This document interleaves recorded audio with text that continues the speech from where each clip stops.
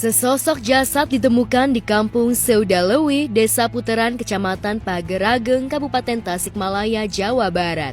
Jasad yang belakangan diketahui berjenis kelamin perempuan yang berstatus sebagai mahasiswi itu ditemukan oleh seorang pencari rongsokan di semak-semak Kebun Durian pada Rabu, 29 November 2023 sekitar pukul 15.00 waktu Indonesia Barat.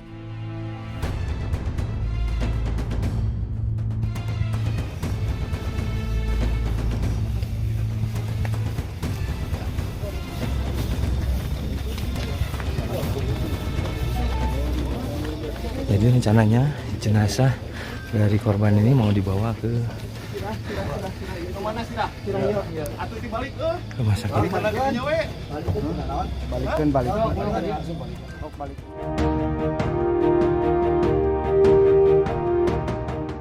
Setelah diselidiki belakangan, korban diketahui seorang mahasiswi berinisial WW berusia 19 tahun yang merupakan warga desa Sindang Herang, Kecamatan Panumbangan, Kabupaten Ciamis.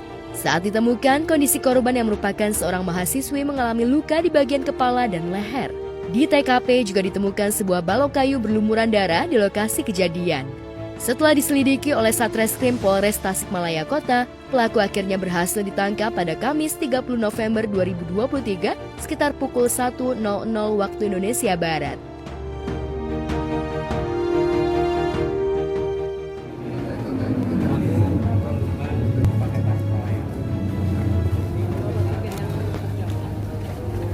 Aduh, ini apa? Kan sini Pak.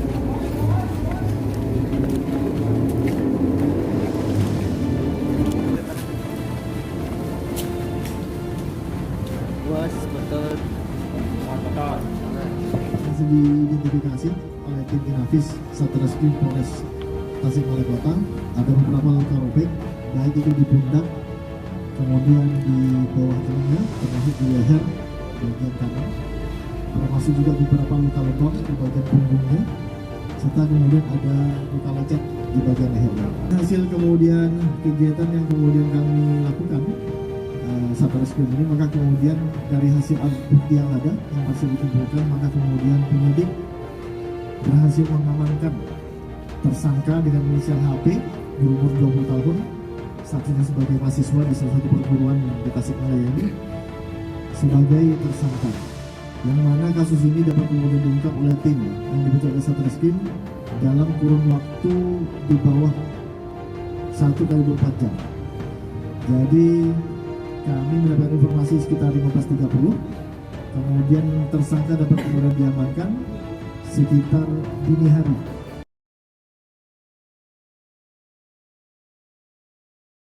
Pelaku berinisial HP itu merupakan warga desa Payung Agung, Kecamatan Panumbangan, Kabupaten Ciamis.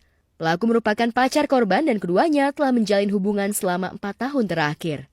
Keduanya sama-sama berkuliah di sebuah perguruan tinggi di Kabupaten Tasikmalaya. Pelaku tega menghabisi nyawa korban lantaran menduga jika korban telah hamil.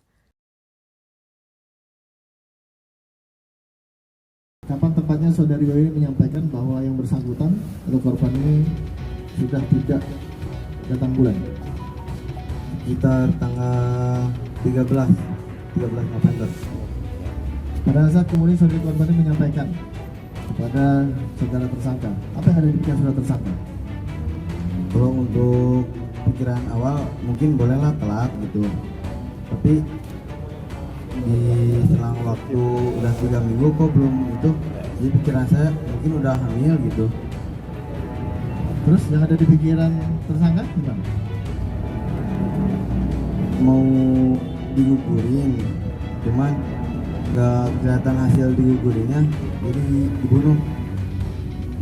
Merencanakan berapa lama nih terkait dengan kejadian ini? Semalam. Dalam waktu semalam. Pikirannya udah kalut, Udah mentok. mungkin ada yang mau disampaikan sesuatu terkait dengan peristiwa ini kepada keluarga korban? Untuk keluarga korban, mungkin ini kehilapan saya sebagai manusia dan juga kesalahan saya sebagai seorang lelaki yang tidak bertanggung jawab sebagai seorang laki-laki untuk kepada seorang perempuan yang seharusnya jika saya berani melakukan saya harus siap bertanggung jawab. Tapi ini saya malah sebaliknya. Saya berani melakukan, tapi saya malah merenggut nyawa anak dari keluarga.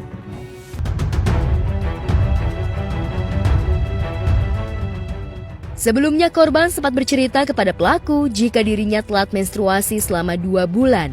Mengetahui hal tersebut, pelaku menduga jika korban hamil dan pelaku berniat untuk menggugurkan kandungan korban karena tidak mau bertanggung jawab. Keduanya terlibat cekcok hingga akhirnya pelaku mulai menganiaya korban di sebuah kebun durian dan mendorong korban ke semak-semak hingga terjatuh, hingga korban tewas akibat dipukul benda tumpul dan tajam.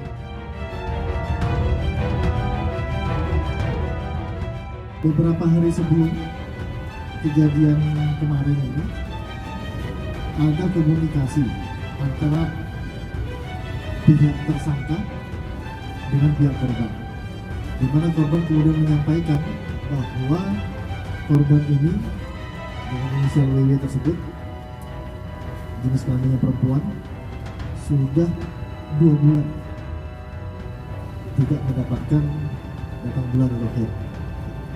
Nah, hal itu kemudian diceritakan kepada pacarnya. Dari hasil pembicaraan tersebut, maka kemudian mereka bersepakat antara tersangka dan korban ini kemudian bertemu.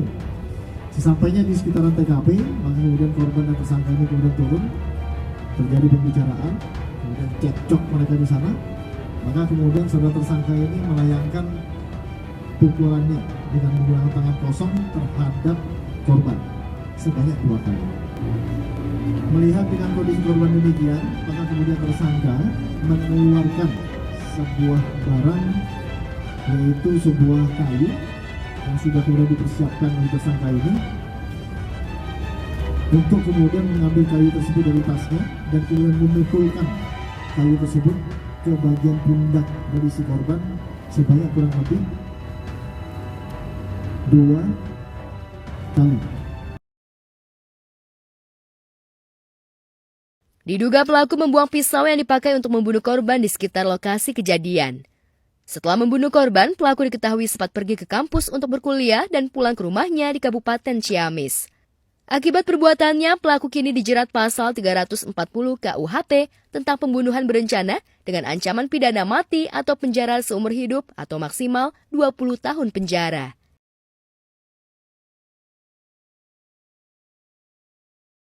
Saat ini terhadap tersangka, saudara HP sudah kemudian kami tetapkan sebagai tersangka. Proses hasil alat bukti yang lainnya, kami sudah bisa kemudian menyimpulkan bahwa terjadi tindak pidana yang mengerucut kepada pasal 340 pembunuhan berencana yang saat ini kemudian sudah kami tetapkan sebagai tersangka.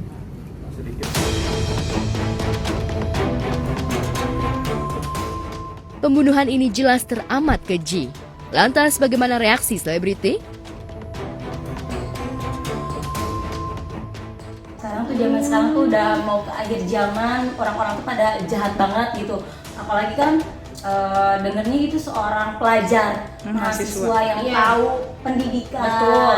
Gitu. Jadi kita juga sekarang tuh buat anak-anak siapapun itu harus yang satu tuh dibina tuh agamanya menurut aku. Yang pertama itu memang Karena pendidikan juga tidak bisa itu ya, bisa seperti ini gitu, nggak bisa kayak gimana gitu ya kan? Iya, nggak bisa menjamin Menjamin nih betul, pendidikan nggak bisa menjamin. Yang satu mungkin dari kecil harus dipupuk agamanya. Betul. Gitu. Buat anak-anak juga sekarang, kepala remaja-remaja sekarang kan kalau udah kayak gini masa depan hancur, anak orang juga meninggal gitu, jadinya ngeri banget sih. Sex education itu harus benar-benar diajari sejak dini, termasuk kita punya pacar, kalau memang dia telat mens, bukan berarti itu ulah kita. Dalam artian, reproduksi wanita itu memang suka terlambat dalam keadaan normal maupun tidak. Dan laki-laki juga jangan bikin ulah, gitu loh. Kalau mau bikin ulah nikah dulu, sah dulu. Kalau misalnya kata keluarga udah nikah siri dulu, kan ada beberapa keluarga yang pengennya udah deh daripada anak gue zina nikahin siri dulu supaya pergaulannya nggak ini, nanti rame-rame nanti aja udah punya uang. Banyak yang kayak gitu, itu malah nggak apa-apa gitu. Jangan malah pacaran bikin ulah dan telat menstruasi dibilang hamil di luar nikah.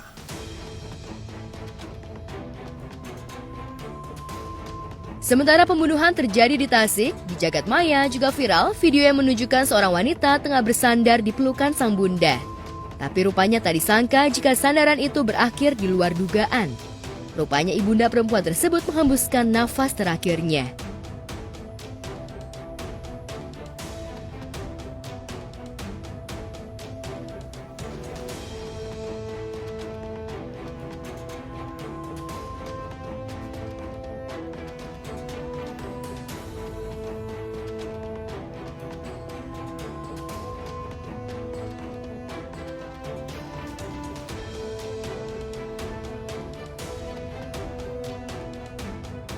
Video kebersamaan antara ibunda dan anaknya ini sontak mengundang rasa sedih.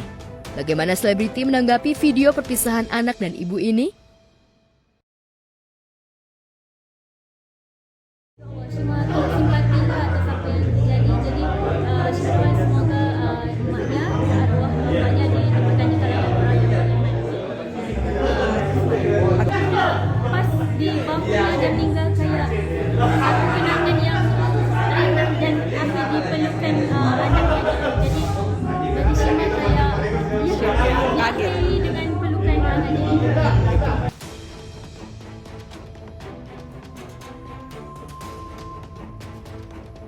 Saat seorang wanita harus rela ditinggal ibundanya, Bunga Citra Lestari yang baru saja resmi menjadi istri Tiko Aryawarda rupanya menyelipkan kisah haru bertarutnya BCL dengan Tiko.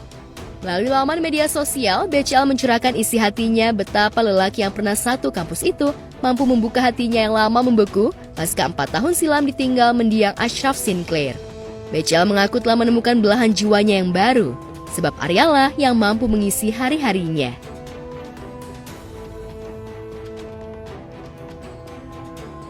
Melihat ke belakang, merasakannya kembali. Saat aku bertanya, apakah bahagia itu akan ada lagi? Ya, hari demi hari berlalu. Sedikit demi sedikit, aku beradaptasi dengan sakit. Menjalani hidup dengan kesadaran kalau sakit ini tidak akan pergi. Akan tetap ada di situ. Dan terus di situ. But I can live it. Dan pada sebuah waktu, hadir seorang teman. This man, who also carries his pain on his own journey. Waktu demi waktu dilalui. Sakit mulai dibagi.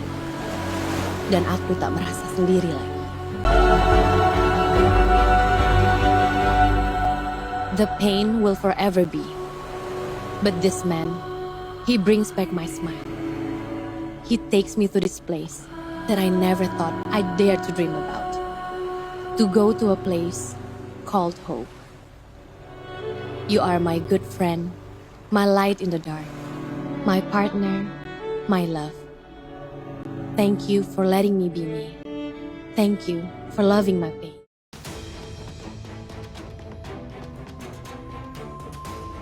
Selain momen haru bahagia bercampur tangis, BCL juga menuturkan kisah masa lalu kenangan saat Ashraf pernah menghadiahinya sebuah buku dan alat tulis di mana Ashraf meminta BCL agar menuliskan takdirnya sendiri. Cerita itu dikisahkan BCL saat sesi bincang dengan Daniel Mananta.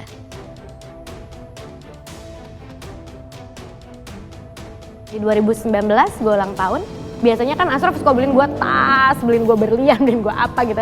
Tiba-tiba dia kasih gue apa? Dia kasih gue buku. Dia kasih gue buku yang dia udah tulis di dalamnya. Dia tulis. Dia bilang pasti pakai bahasa Inggris ya, gue juga lupa nih bahasa Inggrisnya apa. Pokoknya dia bilang intinya pasti kamu bingung kenapa kok kadonya begini gitu. Aku nggak beliin, aku juga mikir sih aku mau beliin kamu tas, apa mau beliin kamu sepatu atau whatever the things that you will love kata dia gitu. Tapi I decided untuk ikutin guts-nya gue mau kasih ini. Dia bilang ini buku sama pulpen gitu. Untuk buku ini anggap adalah it's your life. Dan pulpen ini nih kayak kekuatan lo. Kalau lo tahu lo bisa tulis apa aja di buku ini, means you can write your own destiny gitu kasarnya gitu. Ada spesifik tulisannya, intinya dia ini memang you don't have to write. I know you don't like writing. Gitu kan dia bilang, tapi it's a symbol. a symbol kalau you have the power to create your destiny, your own destiny. Yeah. Itu dia tulis buat gue, dan itu yang gue pegangin pas Ashraf nggak ada tuh, gue pegangin itu. I never touch the book, Neil, karena gue nggak suka nulis, gitu. Dan at that moment gue ngerasa, oh ya, dan itulah buku yang gue tulis sekarang, gitu. Maksudnya, Sampai hari ini. Ya, yang masih gue pakai buat gue nulis. Ya kadang-kadang gue nulis di media-media lain tentunya. Ya, tapi itu untuk ngeproses Ya, your feelings juga. semua ada di situ. Ya, 4 tahun ditinggal belahan jiwa bukan hal mudah bagi BCL, apalagi ia sudah dikaruniai buah cinta Noah Sinclair. Tapi rupanya Tiko benar-benar mampu meluluhkan hati BCL, seraya mampu mengisi hari-hari BCL untuk menutup segala lembar kisah kenangan manisnya bersama Ashraf Sinclair.